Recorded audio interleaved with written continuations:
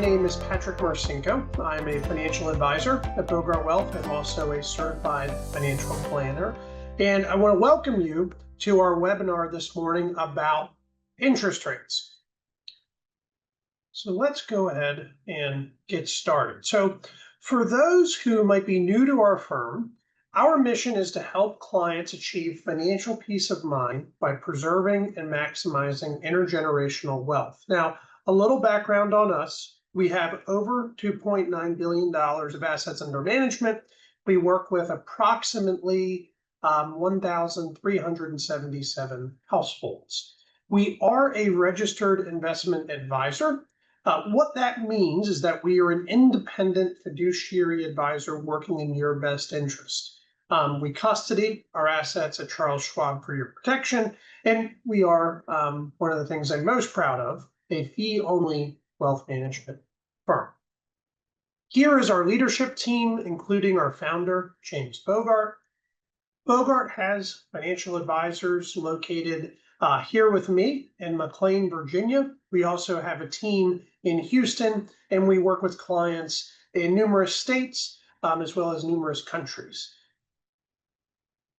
Our firm has an investment team that also sits here in Virginia with me in-house. Primarily, everybody is focused out of our Virginia office. In addition, we have an operations team as well as a financial planning team in our Virginia and Texas offices. Bogart's headquarters are located in McLean, Virginia, where I am today. And in addition, we have two offices in Houston, one in Gessner and one in the Woodlands.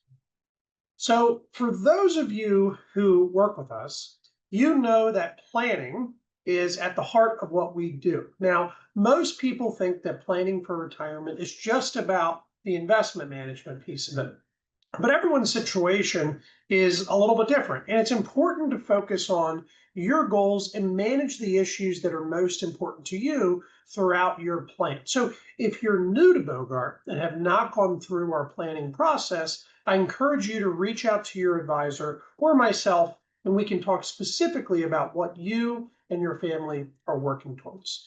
Now, with that, let's jump into today's discussion. So actually, got two more slides before we jump into the meat and bones of today's call, but we produce a number of educational webinars, podcasts throughout the year. And so we invite you to join any future webinar, cover all sorts of topics, whether it be tax planning, net unrealized appreciation, Roth versus traditional, mega backdoor.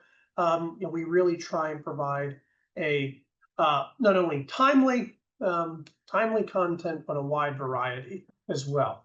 And speaking of timely, one of the things that we have had a major change in the financial world has been we have a new tax code that was passed last week. And so our team is working very hard at unpacking all of the tax changes that are going to come as a result of the One Big Beautiful Bill Act, which was signed into law on the 4th of July. So today's presentation mainly focused on interest rates. We're going to have separate items and discussion points for you all, diving in great depth as it relates to the Big Beautiful Bill Act that was signed.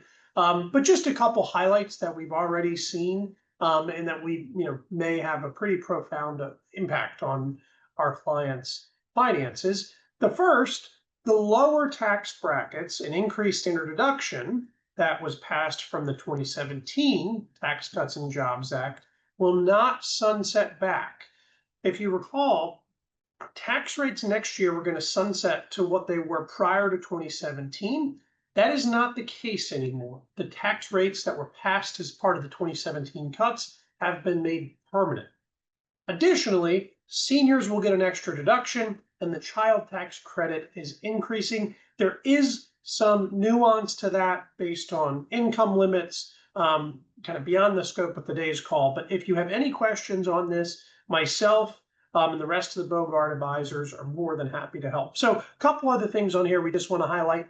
A major part of the bill is state and local taxes. The deduction was $10,000, it's now $40,000, but there's phase-out limits for high-income taxpayers, around $500,000. Gift tax lifetime exclusion. This was one that was talked about on both sides during the campaign trail. This was increased $15 million per person, $30 million for joint filers. Sometimes you'll hear that kind of referred as the death tax exemption. So finally, just wrapping up, one more thing on charitable contributions. You can now deduct some charitable contributions up to a limit without itemizing on your tax return. So kind of gives you a little benefit to donate this year. So with that, there's lots to unpack here. There's lots behind just these couple highlights. If you have any questions, I'm happy to talk and go through them in more detail. So with that, let's get on to the main topic for today's call, which is interest rates. So how does the discount rates affect your lump sum? And when we're speaking about interest rates today, I want to note that this is geared primarily towards the ExxonMobil pension program. Now, this could relate to someone who does not work at ExxonMobil, depending on what their pension options are and how their company manages their pension. But today's call is primarily going to talk about the impacts to the Exxon program. Now, there is a caveat to that. Specifically, when we talk about the pension, we're talking about the qualified pension at ExxonMobil. So for some of you on today's call, you may have the non-qualified pieces such as the APP and SPP. This call is very relevant to you, but when we're talking about pension, just think that's your main qualified pension portion. But all the interest rates affect both parts, qualified and non-qualified, of the pension. So let's talk about which discount rate applies to me. This is one of the questions that comes up all the time. And for almost everybody on this call, all you need to remember is there's a general rule in that the rate that's in effect on your benefit commencement date will be the one that applies to you. And your benefit commencement date, BCD is an acronym for that. On your BCD, it's always going to be the first day of the month. It doesn't matter if the first day of the month is a holiday. So for example, to get a second quarter discount rate, the absolute latest your benefit commencement date can be would be June 1st. So by July 1st, you're already in the third quarter. Now, there is an exception to that, and I don't know if there are any grandfathered folks in the room or not. We'll get back to the definition of grandfathered in a minute, but grandfathered in this situation means kind of some a technical definition coming from the Pension Protection Act of 2006. So for the grandfathered individuals, they're going to have an option to choose the first available BCD, then choose the interest rate on the first day of retirement or the interest rate on their BCD. So a little flexibility. To be honest, most people on this call will not be grandfathered.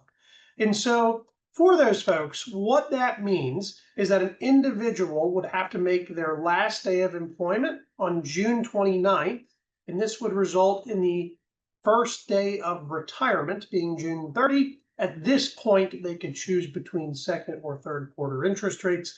This applies to very few people. We get a lot of confusion around this, though. So if you're a grandfathered individual with ExxonMobil, feel free to reach out to me. Happy to talk about how the interest rates and timing of your BCD flow into your plan. So we've already mentioned the Pension Protection Act of 2006. It went into effect in 2007, and the most important part of this is that it placed limits on companies who provide lump sum pension payouts like ExxonMobil. So for example, one of the limits is a pension must be 80% funded in order to offer a 100% pension option. If the funding levels drop, their pension lump sum options will change. This has never happened to ExxonMobil, so we haven't focused on it as much, but it was a pretty large provision in the Pension Protection Act. Now, the Act also defines what are the discount rates that can be used. Notably, the Act changed the rates from treasuries to corporates. Additionally, it requires that companies need to update their actuarial tables every 10 years. The last update, I believe it was 2018. So with that, they'd have to make an update by 2028. Though they can make an adjustment sooner if they wish. We haven't heard anything to indicate that they would do that. There are some items that were changed, but some of the other items won't affect your lump sum pension option. So for those of you who were under 50 or had less than 10 years of service on December 31st, 2007, these are the plan rules that will apply for you. Now, most of the folks, as I mentioned, will fall in this category. And essentially what it says is the new rates track using corporate bonds instead of government bonds. That was a big one. And this was a relatively tough change because typically corporate bonds have higher yields than government bonds. And as we're going to get to in a couple minutes, higher rates are not better when it comes to your pension. So if you want to see what the current high quality corporate bond yields are, you can see them on the IRS website using the link. If you want these slides, just let us know. And we'll cover this in a minute, but one of the key distinctions is that the rates we're using now are broken into 3 segments. And this is a very, very important difference from prior rules. So we have a whole slide talking about that, so hang on. But the other key difference is that companies need to use updated mortality tables. Talked about this just a slide ago. They need to update at least every 10 years. This, contrary to how treasuries to corporates wasn't very beneficial, this is a good thing because the longer life helps the pension calculation because there's more annuity payments that are factored in, which in turn will increase the lump sum. So this is what segment rates have looked like since they have started to be published. Now, I mentioned there are different segments that we have to know for the ExxonMobil pension. Segment 1, shorter term rates, 6 months to 5 years. Segment 2, which is the blue line, 5.5 to 20 years. Segment 3, which is the green line, is 20.5 all the way out to 60 years. You may notice that shorter term rates actually have been more volatile, especially as the Federal Reserve has raised interest rates, paused, cut, raised them again. But each segment of this uniquely affects the pension calculation. And recently, segment rates have come off historic lows, and we'll talk about that in a few slides. So, all right, let's drill down on the items from the last slide. And one of the biggest things to know is that only the last 2 months in the quarter are used in the calculation for interest rates. So here at Bogart, we actually track the daily rates for each segment and compare the published data to form our projection. So keep in mind that the rates in the first month of the quarter do not count, but what they do is give us a really good indication of where rates are headed. So on the left-hand side, if it says actual, these are the numbers that have been published by the IRS. If it says projected, then this is the Bogart Wealth projections. On the right-hand side, we illustrate how we make a projection as a month is in progress. Namely, we start with what's the last known month. In this case, that would be May. And then for May, we have what the IRS published as the segment rates and what the Federal Reserve Economic Database, sometimes you'll hear that called FRED, published for corporate bonds. And we track how the corporate bonds change during the month. We also track the treasury bonds change during the month. This isn't shown, but we've spent a lot of time on the corporate bonds because, again, in your pension calculations, we're using corporate bond rates, not treasury rates. So what we do with all of that, to kind of summarize, is we look at the average of what's changed from the last known month to the current month. And from there, we make 3 different projections, and then we average the 3 to get our own projection. So let's talk about that concept in a little different manner. And before I get to that, it's important to note, very important, the annuity option is not affected by the changes in interest rates we're discussing here. So for the non-grandfathered folks, you know that there's 3 different groups of interest rates that apply to you. Those interest rates, in terms of the changes, do not change your annuity, but it may be hard to look at the changes in rates here, and they're maybe moving in all different directions. Maybe segment 1 is up, segment 2 is down, and it's hard to develop an understanding of exactly how much these rates have changed the bottom line. Well, Bogart helps calculate what would be a single rate equivalent so that you can more easily measure the quarter-to-quarter changes in rates. So let's look at an example. If you're comparing Q3 2025 rates to our Q4 2025 rates, just by looking at the 3 segments quarter over quarter, it's hard to see what exactly the projected difference is. What's the bottom line? But when you look at the retire at age 55 single equivalent all the way on the right-hand side, you can see the actual Q3 rate is about 5.46%, whereas the Q4 projected rate is higher, 5.65. So we do try and kind of break this down into a more digestible, usable single rate equivalent.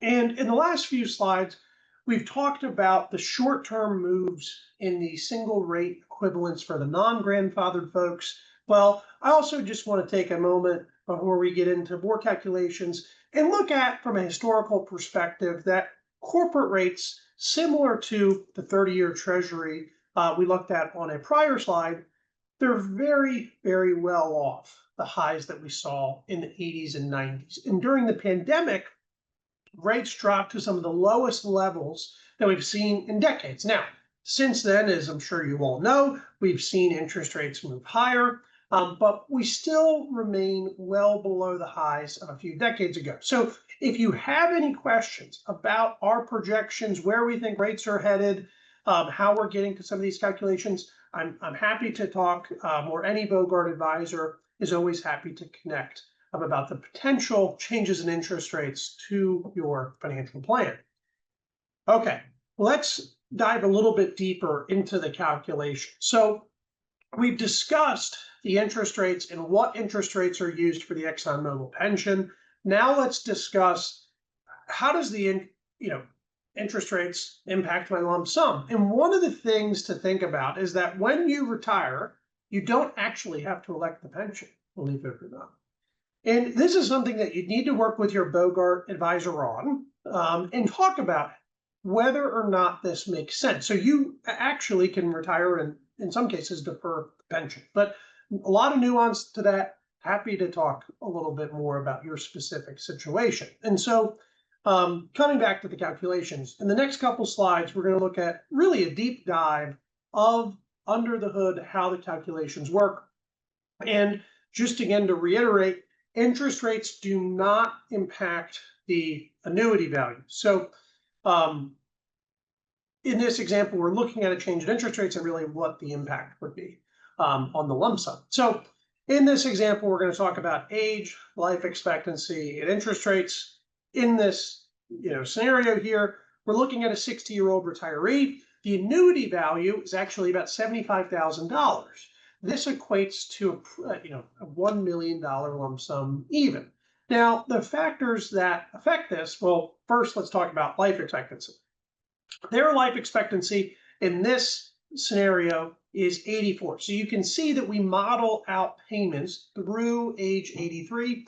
During this time, the annuity with ExxonMobil stays exactly the same, $75,245, but the segment rates will change. And it's important to recall segment rates. Segment 1 is the first 5 years, segment 2 is years 6 through 20, segment 3 is everything beyond. And for this example, we're assuming 4.5% or 4.5% for segment 1, 5.3% for segment 2, 5.8% for segment 3. And all these factors, whether it's life expectancy, the annuity estimate, the segment rates, would project this retiree's lump sum to be $1 million even. In looking at this, let's look at it from a different lens, where we're retiring at 60 versus now we're looking at an example where someone's retiring younger. And in this example, the retiree is actually age 55. And let's talk about how the factors here impact the lump sum value. So just one more time. Segment 1 interest rates are the first 5 years. Segment 2 interest rates are years 6 through 20. Segment 3 is everything beyond. So for this example, same segment rates as last time, but what is changed is that the annuity, which was about $75,000, is now about $56,000. Why might this be the case? Well, it's because there's a reduction in the annuity payout if your benefit is taken early. Said another way, there's a haircut that applies each year the benefit is taken prior to age 60. So you can see that we're assuming this retiree's annuity is about 75% of what it was in the prior example. Now, life expectancy here is also 1 year shorter. So there are more annuity payments that factor in because you're taking it 5 years earlier, but life expectancy is a little bit shorter. And when I said the segment rates are unchanged, the years in which they're being applied to has now also changed. And you can see that here in the top right, because when you see the segment 1 is going to be from ages 55 to 59, you can see that a person at 55 will have the same amount of years in segment 2, but they're going to have more years in segment 3. So now the lump sum for this retiree is actually going to be more sensitive to changes in the interest rates on segment 3 than they would interest rate changes in segment 1 or segment 2. So the calculation, going back to what's our single rate equivalent, effectively, and this is getting in the weeds a little bit, it is the kind of internal rate of return, IRR, that's needed to get the lump sum value using the 3 segment rates. So if there's any questions on this, like I mentioned, this is a little in the weeds. Happy to talk more offline, or your Bogart advisor would be happy to help. So one of the questions, I work on this with a lot of clients and prospects, is how do changes in interest rates actually affect my lump sum? So let's continue with the previous example. 60-year-old retiree, $1 million lump sum, single rate equivalent is 5.3%. As we think about what changes in rates would do in this example, let's talk about a few rules of thumb. Number one, a 1% interest rate equals about a 10% change in the lump sum. Again, this is a rule of thumb. But assume anything less than 1% has a linear relationship. And they're also an inverse relationship. So as interest rates go up, the lump sum pension payout will go down. If we look at July 2025 versus June 2025, discount rates in aggregate are projected to increase by about 10 basis points or 0.1%. In turn, the lump sum is estimated at this case to decrease. All else equal, just based on the change in interest rates. Said another way, this is about a $10,000 difference for each $1 million of someone's lump sum. So even small moves in interest rates can have a very profound impact on the dollar amount changes in your pension. And you want to talk about this for a second. This slide, where we really use to illustrate for the 60-year-old retiree example, you may be wondering, why is the top bullet crossed out where we showed it in an earlier example? And we first showed a simplified example of how one might go about calculating their lump sum from the annuity, but you can see that a shift higher in the assumed discount rate made the lump sum value lower. But just to illustrate the point that I've mentioned a few times, it does not change the annuity payment. In each example, the annuity payment, if you're 60, getting the full payment, is still $75,245.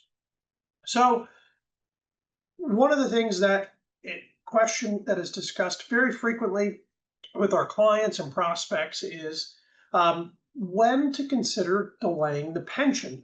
Admittedly, this conversation is happening more and more now that interest rates are off their COVID lows. And a quick note, delaying is only for the qualified portion. We've spent a lot of time talking about that, but for those that have the non-qualified elements, APP, SPP, you're going to have automatic payouts at retirement. You can't delay. So this is just for the qualified portion. Any questions, let us know. But the big thing to note is that everyone's situation is different. And as you're talking to your financial advisor, whether you want to delay or not, three things to consider. Are you retiring prior to age 60, where if you delay, you get kind of an incremental benefit? Two, when are you going to need the money? And then three, what are the potential for interest rate changes in the future? And ultimately, how is that going to affect your lump sum? But more importantly, how does it impact your retirement plan?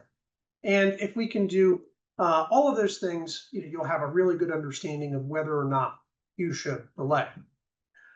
When thinking about decisions that need to be made for retirement, we actually at Bogart have created a list of key events to be mindful of coming up. I'm going to actually go through this in a different manner. So attached, here's an example, retirement roadmap for someone retiring in September. Typically, you want to inform your supervisor 90 to 120 days out. This includes things like last day on the payroll, first day of retirement, benefit commencement date. You also may want to talk to a light about publishing your retirement elections in their system. After you have those elections available, you want to review and complete it. And at this point, you'll review the lump sum versus annuity election form, the qualified rollover form, address verification, among other things. General kind of guidance would be, you'd want to complete this at least 35 days prior to your BCD to ensure that there's no delay in processing. And don't forget, very important, it's important to change the medical plan payment method on the ExxonMobil benefits website. Happy to talk about that more. Fast forward, within a day or two of your BCD, benefit commencement date, the lump sum rollover check is delivered to you by mail, supplemental pension, it goes through payroll. And then what you really want to do is talk to your Bogart advisor about where your retirement paycheck is going to come from. What's the plan for cash flow, investments, tax? Did you do net unrealized appreciation, which is a different tax strategy separate from this, but we have lots of content on. 5 to 10 days after retirement, do your savings plan through Voya, the rollover call. 10 to 15 days after the rollover, savings plan check comes to Bogart. IRA shares are also received at Bogart. NUA statement is received and emailed to Bogart. So there's a lot to this process, but we are all very happy to help with any portion. Hop on calls and talk through any questions or items that you may want to discuss along the way. So a couple things to consider now when planning for retirement. If you don't have a plan, make sure you get one. It can be helpful to develop a plan to alleviate any uncertainty as you transition to retirement. And if you don't have a plan, Bogart Wealth and myself would love to help be the ones that create one for you. And I gotta say, when we develop these plans, one of the most underrated budgeting items is having a budget. It might not seem like the most fun exercise. In fact, for most, it's not a fun exercise, but it's crucially important that you have a budget to monitor spending throughout all of retirement. And the budget really helps determine how much are you going to need from the portfolio? Where's that income going to come from? How are we going to get that income to you tax efficient? And in addition, you also want to understand, as you're shifting your essentially retirement paychecks from a company to now your portfolio, what is your long-term risk profile? And that ultimately is also going to help understand which pension option may be best for you. So as you're looking at retirement, thinking about financial advisors, just want to note that there's a couple things that you always want to check for. Are they a certified financial planner? Are they staying on top of the IRS rules, especially with the One Big Beautiful Bill Act just being passed and kind of completely undone some of the tax codes? Have they been through and invested through multiple business cycles? How are the portfolios managed? And this is very, important. How often are they providing updates about the portfolio? How often are they going to provide updates on your financial plan? A financial plan's a living and breathing document. It should be updated as life happens. And lastly, you want an advisor that can speak and explain things to you in a way that you're comfortable, you prefer, and ultimately you understand. So with that being said, this concludes the portion of our presentation today, specifically about interest rates. If you are interested in meeting with a Bogart advisor to explore any of the topics that we've discussed today, feel free to let us know. We're very eager to meet. And with that, I want to say thank you for joining today's webinar. For the latest content, upcoming webinars, Facebook, LinkedIn, Instagram, YouTube. And with that, I want to thank you all for joining today. We will talk with you soon.